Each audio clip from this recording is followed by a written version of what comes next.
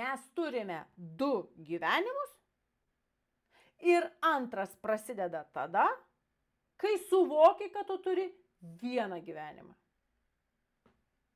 Viskas. Kai tu supranti, kad tu turi tik vieną gyvenimą,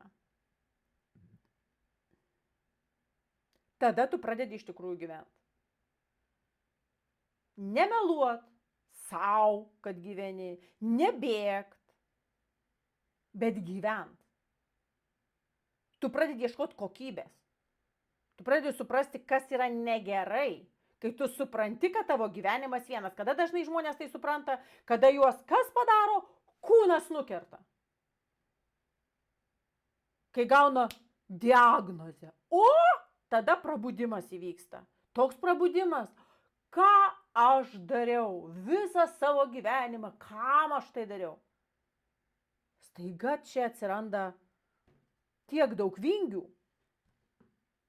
Staiga susijungia visos neuronų jungtys, kurios turėjo susijungti. Ir žmogus supranta, kad jis iššvaistė visą savo laiką.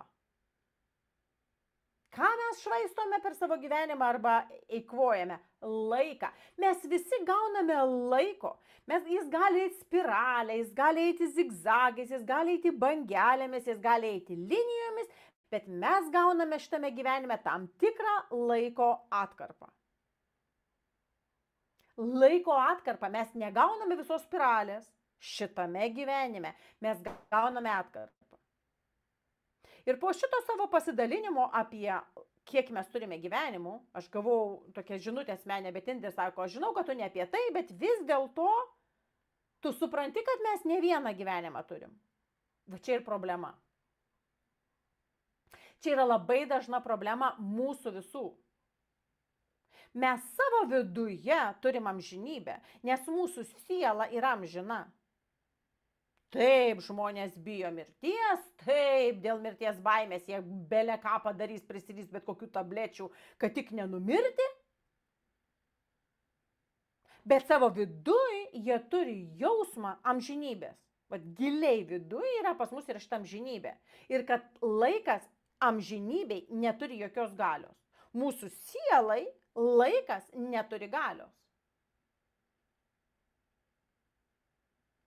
Ir čia prasideda susipriešinimas.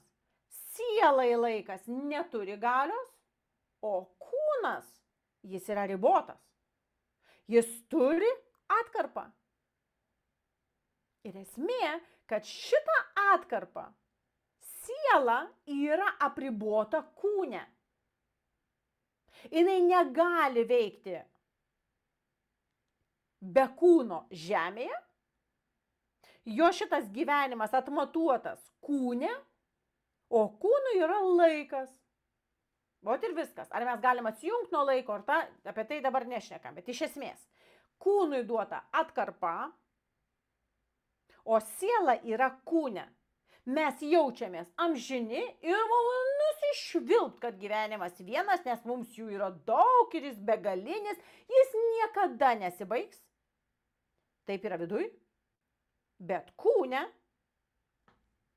oi, aš bijau mirties.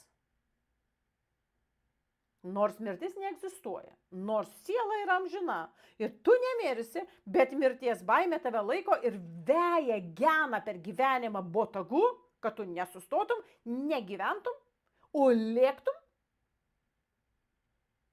ir išeikvotum, prarastum savo gyvenimą, bėgdamas nuo ko? Nuo mirties. Kas gaunasi? Kur yra problema?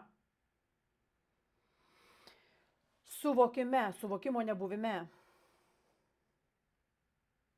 Kaip sakau, siela jinai jaučia amžinybę, o kūnas jis yra ribotas. Dabar mes turime atkarpą laiko.